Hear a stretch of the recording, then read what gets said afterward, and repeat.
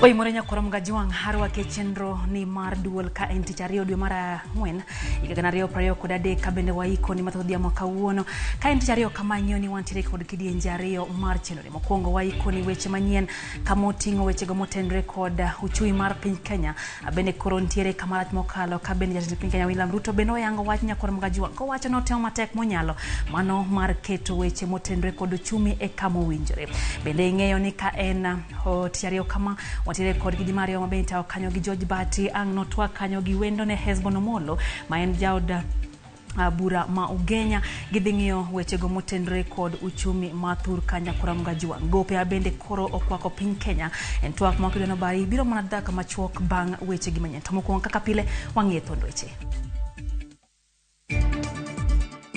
will not continue the old tradition of borrowing money, pay recurrent expenditure, pay salaries.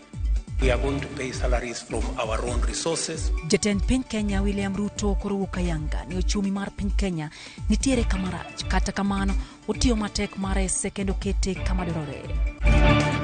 This parliamentary group has asserted that we have no key to any server other than the key to open the economic servers. The idea of killing political parties is one of the issues we want to address. Tuak mano singi jatend piny Kenya William Ruto kod ogai mar Azimio la Umoja Raila Amolo Odinga koro dhi chakore kata obedo ni kweth ariyogo pod chare. Mama kaniambia tunapeleka Diana ICU. Karibu nianguke. Punde sipunde nikaambiwa Diana hakuna. Japuonjre maradeko to ituo mayande ogo nyithindo skul sekondar mar Nyiri Mamukumo mayudre county ma Kakamega.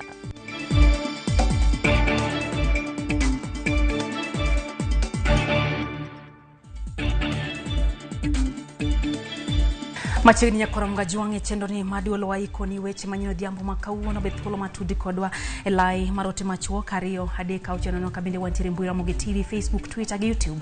Nyiswa pachi kotenda gi magi mwaiko odhiambo makawuono. Wan kanyo gi Belinda Dhiambo maloko na weche gi. Machiegni nyinga Lydia Okeo.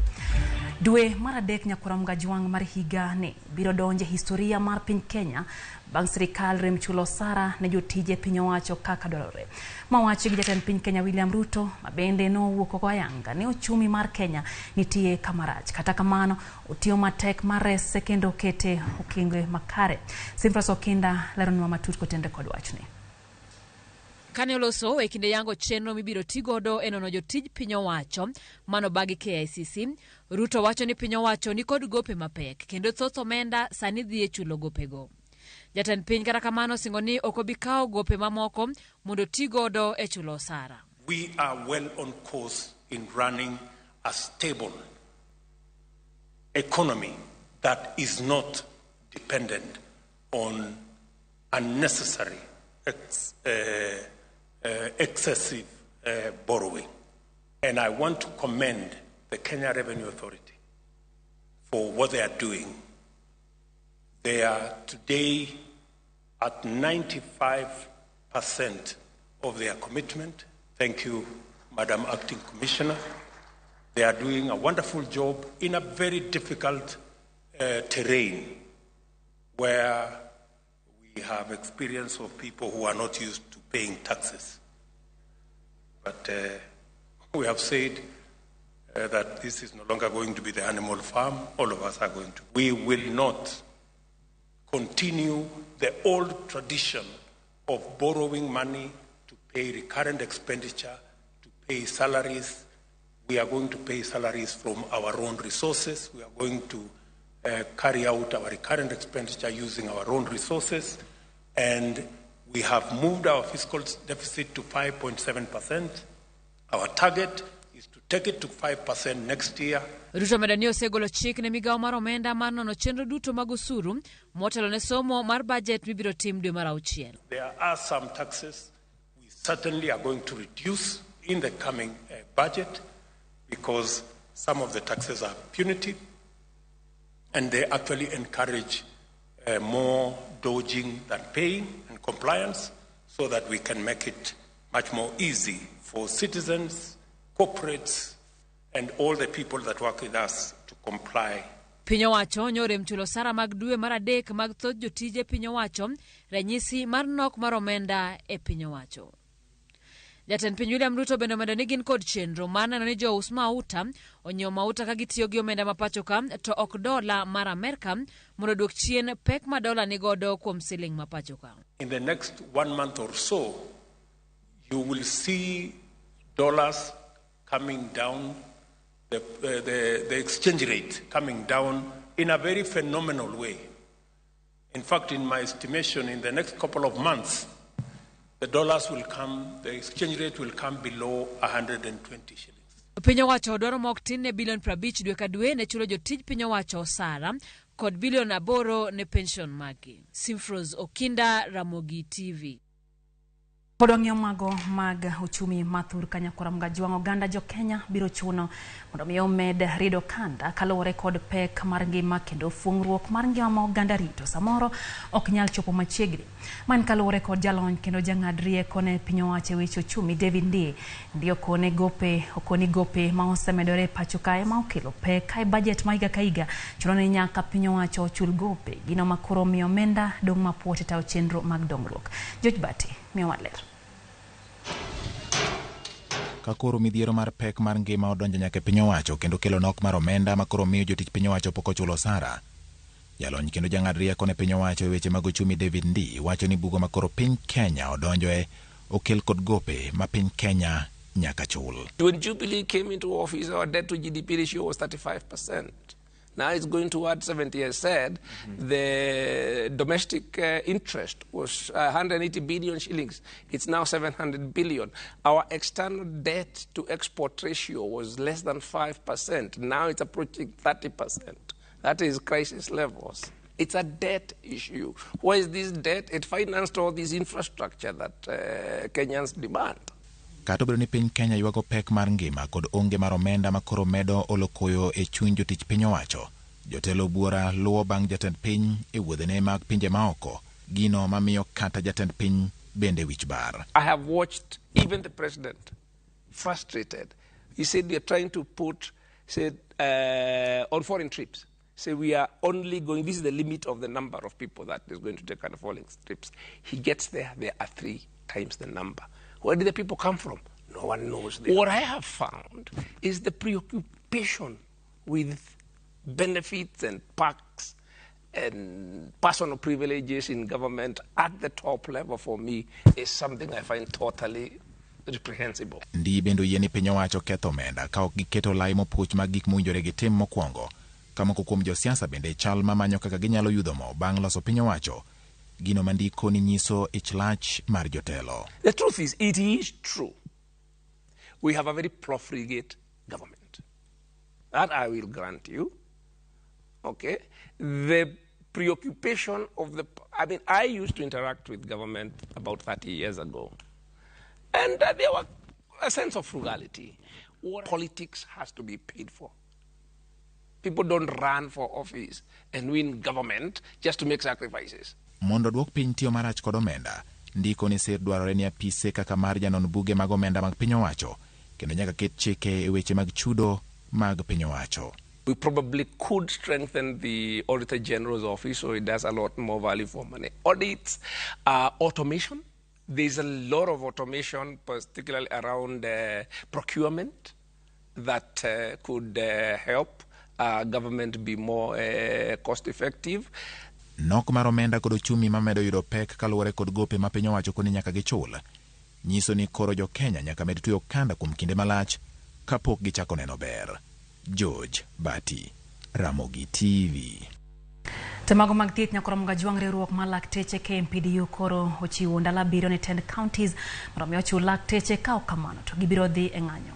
Lakteche go wacho ni higni ma ohewa par nyaka ne chenro mag thieth tere counties ma pacho ka onge chenro makare mosechiwo gimano mar bero sekta mar thieth. Tend KMPDU motelne gi jagoro maduong' Dav Jatela emochiwo report ma kamano. Komachielo county ma Kisumu lakteche omedo golo ywak e wideko mar chudo mage. Wadwa wacho ne sirkal maduong' mar Kenya ni okonego bedi ni joma tiyo ne sirkal obede county obede national government tiyo kasto ok chulgi msara. Wan kaka jotich piny owacho mag kuonde mag thieth waonge kuonde mwadhiye mwatime side hustles nikech wan e tich e seche mang'eny e ngimawa molo jotich moro amora. County government ma Kisume mwatiyone to koro chal gi jagowi mabiro bandhi gopa tichake siemo na jagopi. Koro mano to konya nang'o. Emomiyo awacho ni kaber onego duoki healthcare workers a national government so that the national government is directly answerable to some of these problems. In the next 7 days, if they fail to comply, we are not going to give a strike notice, but each and every county, the healthcare workers will walk out awaiting for the government to react to these issues and pay the salaries as total reductions. Nyakora mgajuang piny Kenya osechoro kwan mamalo mogik ma inyalo kawie gope diriyo thuolo mar higni 3 mosekalo. Kama koro Kenya nyalo kawo gope maromo $10 trillion. Edwina koth kelonwa tudruok e kind medruok e gowi masane turo chumi mar piny Kenya kod jo od bura ma pachoka ma osebed kakalo chike mag medo hola masane othung'o piny Kenya. Tarik 7 dwe mar 6 higa mokalo, jo od bura ne ni kod twak mager bang' jatend kweth mathoth e od bura ma kineno Amos Kimunya kelo paro mar kalo chik ma medo omenda ma Kenya nyalo holo kowuok $9 trillion nyaka $10 trillion. Okang' ma kamano ne biro mana thuolo machuok bang' od bura achielno kalo chik ni Kenya koro nyalo kawo hola mar $9 trillion kowuok $6 trillion mane chik oyie. Gin gope ma koro turo piny owacho, kendo jo od bura go bende koro wuok tung' mosuo e wach mar kawo hola. We believe that this near collapse of our finance sector is exacerbated by high government and priority spending, high taxes that have hurt businesses, massive loan obligations to China, weakening shilling and foreign exchange reserves at their lowest levels ever. The Kenya Kwanza regime has consistently claimed that it inherited huge foreign debts. Why then has Kenya Kwanza continued with borrowing instead of seeking to restructure these debts? Kata kamano, budget ma osebet ka idho higa ka higa ka opim kod yuto mawuok e choko mag osuru oseweyo fuoge machuno ni nyaka kaw gope mondo pong' godo budget ma bende kalo mane lwet jo od burago. Mane en jaod bura machon Moses Kuria kinde moko ne otimo mos ewi wach mar kawo hola mane olieko ni jo od bura ne otigo e wuondo jopiny. On behalf of Parliament, on behalf of the Budget Committee, on behalf of Jude Jomo, I want to offer my unqualified apology to the people of this nation, because as the people they trusted on the ballot, we have failed them by selling them rice. Achiel kuom jo od bura mane nitie kinde no nyaka sani Opiyo Wandayi ne ochung' matek gi jo od bura ka wacho ni gin gionge kod ketho kata matin nikech gin ne gikalo hola ka gigeno ni biro ti kod yo makare. If you bring a proposal to Parliament that you want to borrow for a specific purpose, and Parliament in its wisdom gives you the go-ahead, it is therefore up to you as the executive to ensure that you put that money to proper use, to the intended use, which must bring value to the public. So we cannot pass the buck to Parliament. E thuolo mar higni 10 mar tend Uhuru Kenyatta kod William Ruto, gope ne oidho chakore $1 trillion gi bilion 800 ka gichako tich, nyaka $8 trillion gi bilion 200 e kinde mane giwuok e telo. Uhuru bende noramo ne hola rach mana ka iyako omenda. How much is too much borrowing? When does borrowing become too much and unbearable to a nation? The only time debt is a burden to a nation is if a nation is led by looters. But in the hands of a visionary administration, debt is a catalyst for rapid development. Kata kamano moko kuom omenda ma wachore ni tiyo marach kod migepe mopogore opogore bende kalo mane budget ma jo od bura twak e wiye, kendo kalo e budget ma isomo dwe mar 6 higani nitiere fuok ma ok tin e shiling bilion 720, fuok ma koro nyalo miyo kawo hola kendo, ka bende kuku mar tend migepe osechwalo paro mar choro hola ma inyalo kawo mondo kal $10 trillion ma oket sani. Kaka jo od bura biro kawo okang' mar reso Kenya e bugo mar hola kod nok mar omenda koro igeno ni biro yangore twak mar bajet kod kawo hola madhi bedo bang' yweyo margi mar juma 2 makoro rumo jumani. Edwin Okoth, Ramogi TV, Nairobi. Kwa dhi mbele ni kweth mar Jod Bura ma Kenya Kwanza ochola put margi mano madhi bede twak kod Jod Bura mag Azimio One Kenya Alliance. Jod Bura ma Kenya Kwanza oramo ni lalruok margi biro timore okalo Jod Bura ma okonyo wando jotelo mamoko kaka Azimio ne dwaro. Walter Nyambaga miyo waler mathoth.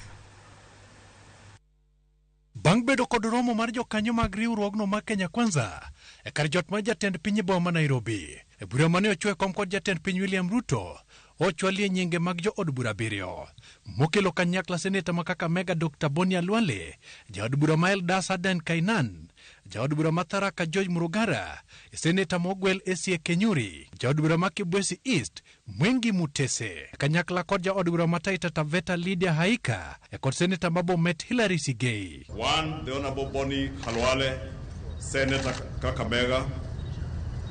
2, the Honorable George Murugara, the Member of Parliament, Tharaka. 3, Honorable Senator Essie Okenyuri, nominated Senator. 4, the Honorable Mwengi Mutuse, Member of Parliament, Kibwezi West. 5, the Honorable Lydia Haika. 6, the Honorable Senator Hilary Sigei, Senator Bomet County. And 7, the Honorable Adan Kainan. Kenya Kwanza nyonre ni twak mar gotenre kod kaka nyal bigero chumi kage tielo ni weche mag yawo mbui mar IBC kata sava ok nyal bedo mise mar twak kod Azimio la Umoja One Kenya Alliance. This parliamentary group has asserted that we have no key to any server other than the key to open the economic servers to reinstate our economy to where it ought to be. On IBC servers, that matter was well addressed by the Supreme Court. The opposition is within its rights to seek a review.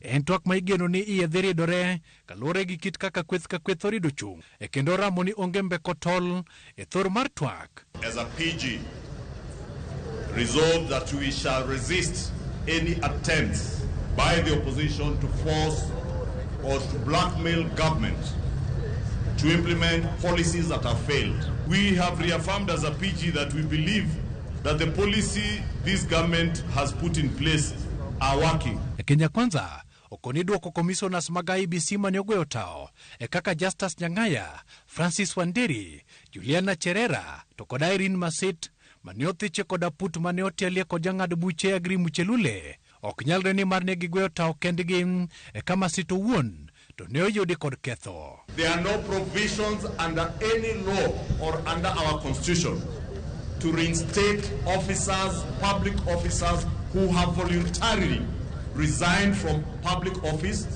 or those who have been removed from public office, as the case was by for Commissioner Masit. Kotele gi kod jatend kweth mathoth od bura Kimani Chungwa kweth no bendo bede winjruok achiel network biro mana bedo ka okalo e od bura kendo onge thuolo mar nywando jotelo mamoko kaka kweth mag Azimio osebedo kachwalo. This PG today has directed our team nominated in this bipartisan process to strictly adhere to our constitution and the established laws of the land in addressing the constitution of the IEBC panel as was communicated by His Excellency the President. Ikinde mokoro igeno ni twak biro chakore ayanga bang' kweth ka kweth golo jogo mabiro dhi e twak. Ikinde ma kweth ka kweth bendo nyorore motegno igeno ni ng'ano manyalo mbalo wang'e mokwongo ka penj maduong' ni to twak maked kod mane bende biro nyuolo lemo. Walter Nyambaga, Ramogi TV, eliare mar kar jot ma jatend piny Nairobi. Kaporange mago mag siasa jatend kwetha manoke od bura Opiyo Wandayi onyiero listi manogol kod jood bura mag Kenya Kwanza ka okoni jarie listi mar ji 7 oting'o jood bura mane ni riwruok mar Azimio la Umoja One Kenya Alliance. Wandayi okoni mano nyalo rocho ratiro mar kitwa kaluwore ni twak makamano okunjore odonjre kod duond buche kata riwruoge mag siasa. First, we have seen they have appointed a 7-member team to join our team in the negotiations. Fair enough. But we are totally surprised and stunned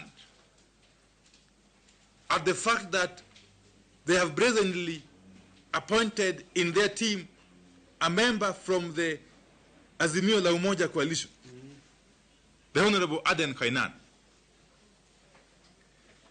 As far as we are concerned, Honorable Aden Kainan is a member of the Jubilee Party, which is an affiliate party of the Azimio la Umoja One Kenya coalition. Yet, the idea of killing political parties is one of the issues we want to address through that bipartisan process. Both Manleo Chap Chap and the Jubilee Party remain legally members of the Azimio coalition. Okay? So, already they are starting this process on a wrong footing. Daka pago chiko bangsa chiela media munya koramga juang chendo endurero kamano kwa medo kete mana kaira Ramogi TV na rwai kacha ne miwa pachi kotendregi magi mwai kuno diambo makauono kangyo kacha mana matiano kaparo medo nyuole kotendregi weche gi mwai kuno diambo makauono. Moses Bolo wacho nitere kodwa chendro katadia samako junga wacho kanyo ni entiere kodwa ka entiere nyakach papunditi kata wacho kanyo no makare sanito entiere Machakos town mano wood nyakach papunditi. Faith Mzomo wachone ose nyuoro e budho kendo wachone dak Kenya giwak ni gope ng'eny to gine magise kao gope matamre gi nono.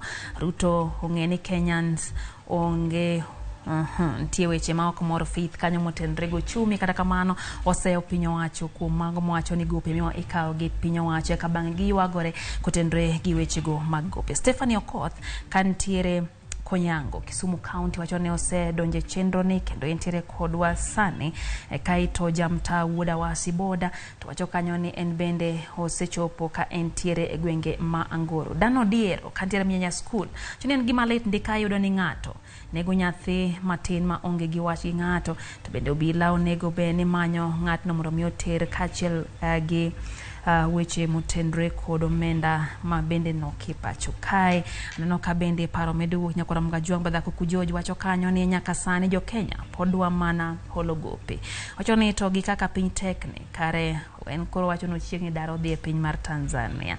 No Juliet Atieno bende wacho ni nitiere kodwa e chendo. Steve Gaucho makayo kantiere main campus mano kanyo Moi University en bende ochiwo pachi kotenda gi pek mar ngima nyakora mga juang bende miwa pachi ariyo adeka wacho no ka bende wantiere mbui Ramogi TV, Facebook, wantiere Twitter kanyo gi YouTube med nyiso apachi kotenda gi magi mwakelo. Wayo matin kwa duogo wantiere kod weche mathoth e chendo ni med kete mana ka Ramogi TV ma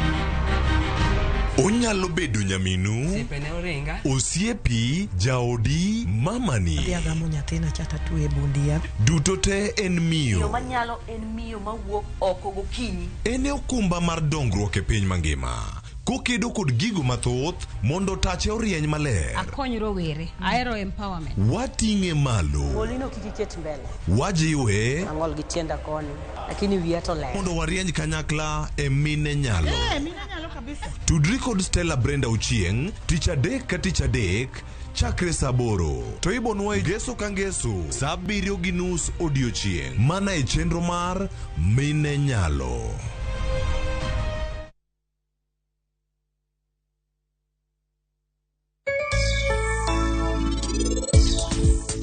Jumani wadwa wuoyo e lettuce. Lettuce itiyo godo kiloso gimiluongo ni salad. Onge gima bro timo. Ne gima na koyo Nyasaye tapni. Yana to kare sungi mani. Rwak welo dala nigi Kopia. Nyiew mwandu mabeyo gik mana koa kuom agent mar Kopia kata download app mar Kopia kata limbui mar Kopia kata go simu mondo inyie Kopia, maisha rahisi. Jijenge na shilingi 1500 guaranteed kila wiki kwa kucheza Kaende Jackpot. Shiriki kwa kutumia 50 bob pekee, cheza na Autopic kwa kutuma neno KJP kwa 29063. Not for persons under the age of 18. BCLB number 416.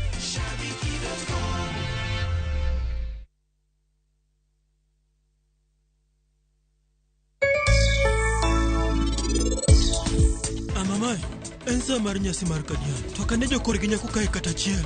Wan ko kwatimo nyasi no, arus nyok bitimre. Kadian bro timre. Make your mealtime more magical. Buy any participating pack. Check under the cap to get your code and stand a chance to win free food shopping for a year, plus millions in instant cash, airtime, and shopping vouchers.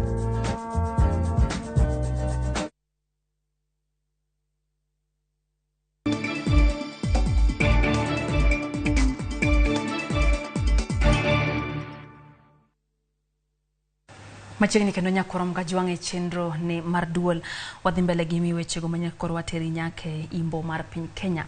Japuonjre moro machielo wito ngimane skunde nyiri mamukumo makelo kwan jopuonjre mosewito ngimagi nyaka dek bang' tuo mar ich moche skunno chak dwe mar Ang'wen.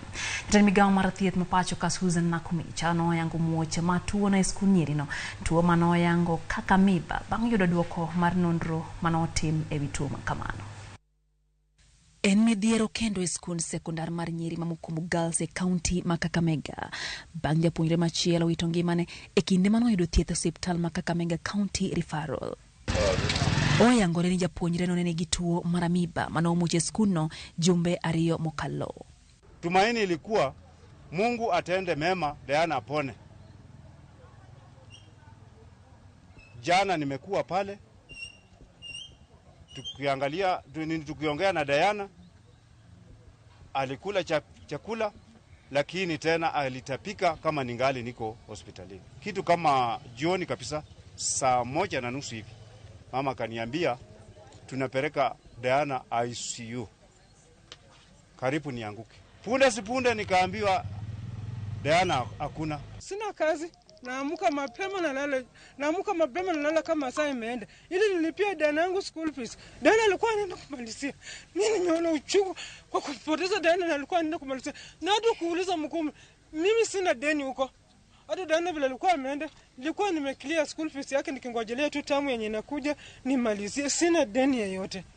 Jopuonjre mamokariyo bende nowito ngimagi bang' tuo no muoche skundno ka jopuonjre 124 bende norwake kuonde yudo thieth ne tuo mane chechgo nokel gi chiemo kod pi mane nigi kwiri moro makoch. Jopuonjre 4 medo yudo thieth e osiptal ma Kakamega. Right now as we are talking, there are several girls in the ordinary wards and there are several others in the ICU. But what is most painful is that a referral hospital of Kakamega County can lack a plastic bag. It has to be bought from a kiosk outside. A referral hospital is taking samples and sending patients to small laboratories in Kakamega town. What is this that the county cannot afford? Even as you're talking now, here at the mortuary, samples are being taken to Kemri, Kisumu. What we are saying, the governor must wake up. Nonro manotim gi migawo mar thieth noyango tuono kaka mano mar typhoid kod amiba. We have noticed that a total of 108 cases of gastroenteritis, which is a stomach disease. Yangore ni japuonj moro ma skundno bende nie kar yudo thieth ka ngimane nie kinda kuru Gasumbi. Kaluwore gi muoch mar tuono, migawo maler kod alwora noloro skund nyiri mamukumo tarik 3 dwe mar Ang'wen kaka achiel kuom yo maneno ni tuono kolandore kuom jopuonjre. Kora mgajuang' ka menyo chenro mag kedo kod kute magayaki ni tiyo kod yath mano mageng'o landruok tuono mong'ere kaka PrEP odok piny. Mabiro sama bende oyangore nok mar Raboyo nga bende thiro kedo kod landruok kute magayaki e kaunti ma Migori. Joju malero nwa wi report mar migawo mar thieth ma bende lero ni kaunti ma Migori pod nitiere kod kwano malo mar jogo magamo kute magayaki. County ma Migori na achiel kuom counties mantiere kod kwan malo mag oganda ma odak kod kutego magayaki. Landruok mag kutego magayaki ochung'ie 10.8% e county ma Migori. Jogo matije magitimo keto gi ng'ao mar gamo kutego magayaki ma oting'o pamo, joma chuo, mateore kod joma chuo wetegi, jogo machuore sandan kod yedhe, mamero ji kod jolupo gin kweth ma itudo kod kwan malo mag landruok mag kutego magayaki e kaunti ma Migori. The lifestyle mar female sex worker kete okang' mamalo mar gamo kute magayaki. ok giyud thuolo maber mar dhi osiptal nikech thoth dakteche pod ok understand gi, koro yudo ni giluor. Lipot ma idendo kaka mode of transmission mane otim e piny Kenya e higa mar 2009 yango ni 33% ma kutego mag ayaki ma igamo wuok kuom oganda ma walerogo. 33% of these people acquire HIV nikech kitgi gi timbegi magitimo. Kuom mano nyaka wang'igi e yo makare ahinya e Migori County. Piny owacho ka otenore kod migepe mamoko mok mago mag piny owacho geto kwethni e ng'wech mar duoko piny landruok ma kutego mag ayaki e kaunti ma Migori ka gitiyo kod yore mopogore opogore. Wagombo ni giduto te gibed ni ngimagi ka gidhi osiptal kata gidhi kuonde ma giyude thieth to giyudo thieth e yo makare kendo e yo ma gifeel ni gin be gin part of the community. Ji obed gi knowledge about PrEP mondo kochako PrEP to ng'e gimomiyo okawo PrEP kendo ng'e ber mar kawo PrEP. And so watiyo gi different organizations mondo konywa mondo uptake mar PrEP odhi malo. Now one of the populations that we really feel we need to do more is now the men sleeping with men. The MSM, whereby we really advocated for them to come out and just to access some PrEP, being that these are now drugs that are really accessible within the health facility. Nok mar aboyunga kaachiel kod onge mar puonj makare ni kwethni mar oganda ma ong'ere kaka key population gin mokuom gigo eko ma iwacho ni pod thiro kenge mar kedo kod landruok ma kutego mag ayaki e kaunti ni. The preventive measures kaka PrEP, wantiere gi condom use, and in as much as condom is one of the preventive measures, in Kenya mangima sani nitiere shortage mar condom, so we are fully relying on PrEP. Jokanyo mag thieth bende lero ni oganda odok chien e tiyo kod yedhego mathiro teko ma kutego mag ayaki ma ong'ere kaka PrEP. Ji mang'eny pok obedo gi ng'eyo understanding mar PrEP. Jomoko kawe akawa to ok ging'eyo ni ang'o momiyo muonyo PrEP. Koro nyalo chako to weye. Some of the KPs are really understood the need of that, but again there is more in terms of advocacy, the community sensitization, so that we really need looking at the bridging aspect for more key populations to really take PrEP. Nok mar ng'eyo kata stigma ma is associated gi packaging mar this PrEP. So continuation mar PrEP as a preventive measure has been a challenge amongst the female sex workers. Migao mar thieth korwogego mamoko mok mago mag piny owacho geto kwethni mar oganda mantie ng'ao e gamo kutego mag ayaki ka bende gijiwo oganda mondo koro bed kod ritruok makare mar duoko piny landruok mag kutego mag ayaki. George Juma, Ramogi TV, Migori. Kora mga jong jo maundu manore gi magina no timonjo osiptal Manyien Sub-County Hospital e county ma Elgeyo Marakwet ma ochuola gi jatuo achiel ma wachore ni en achiel kuomgi kendo no riko yudo thieth osiptalno. Achiel no wachore ni en jamaundu maduong' kendo itene kod kuo mag jamni gwenge ma Aror e Marakwet kendo no yudo thieth bang' kanyo cha obila ochwade gi magina. Chich koro nitie ni jomaundu gontiere kaka gintiere kod winjruok gi apisas moko mag obila.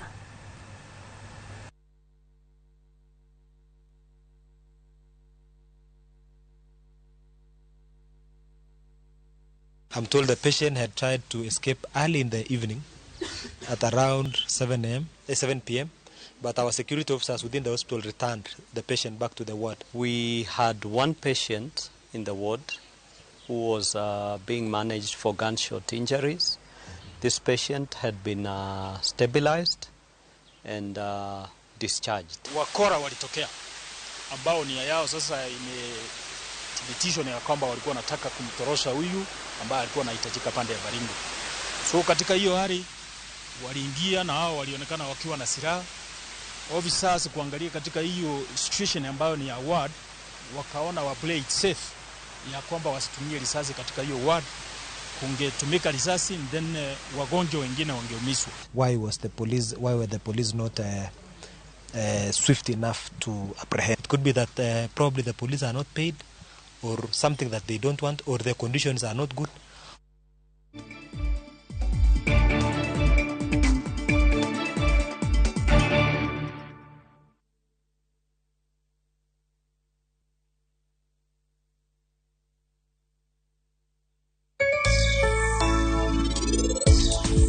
We had a gimoro marach matimre ne bani. Kapki, kikiluor, winjo, kikideo.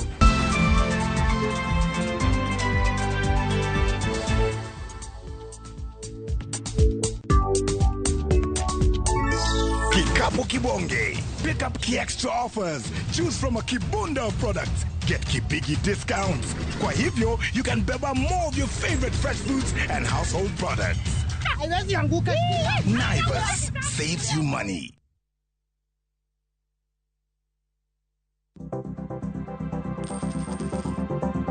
Mondo mi ikungo menda e yo mayot kendo yo mowinjore, onego ibed kod paro mar kungo dwe ka dwe, juma ka juma, kata odiochieng' kodiochieng'.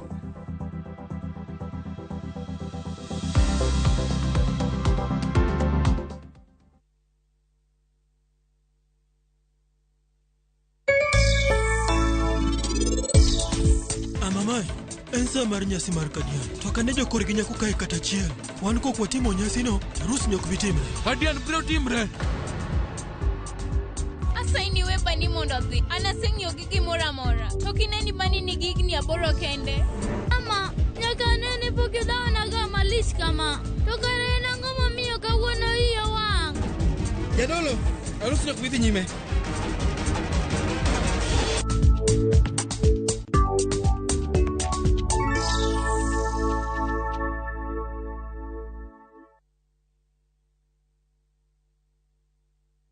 Welcome to cooking competition. You have 15 minutes to finish the challenge. Your time starts now. Wow! Mama natumia raha premium ngano. Daddy, unga yako ni gani? Ni unga tu yangu ya ngano. Daddy chapu zako zinakaa aje? Akini za kiajabu ajabu. The mom ni nyami nyami and soft. Now you know. Kwa chapati nyororo laini na tamu, tumia unga wa Raha Premium ngano. Nyiew mok ngano mar Raha Premium kawuono e duka machiegni kodi.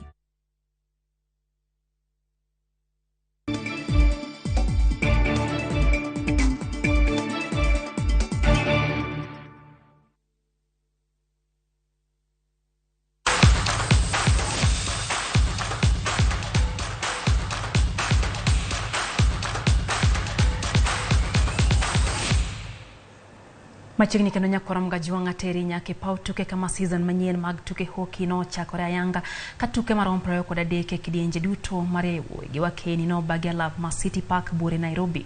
Team mar Wolverines no loyo team baragany makinyata gola chiel kuom nono. Gol no makene no logi jatugo Cynthia More dakika mara par. E tugo machielo mano bagela ponogo ma City Park team mar Wolverines no logi team mara Mira gola chiel kuom nono ka gol no logi jatugo Gili kume dakika mara par koda berio. Chigamo Carlos Strathmore loyo tuga chiele kinde tuke ariyo mano bang' loyo team bara ma Nairobi kapoko loyo gi team mar Blazers gonde ariyo kuom achiel. Today we are where we want to be. We made some good, beautiful signings, and the team has really been working hard in practice so that we can be able to win in a respectable position this season.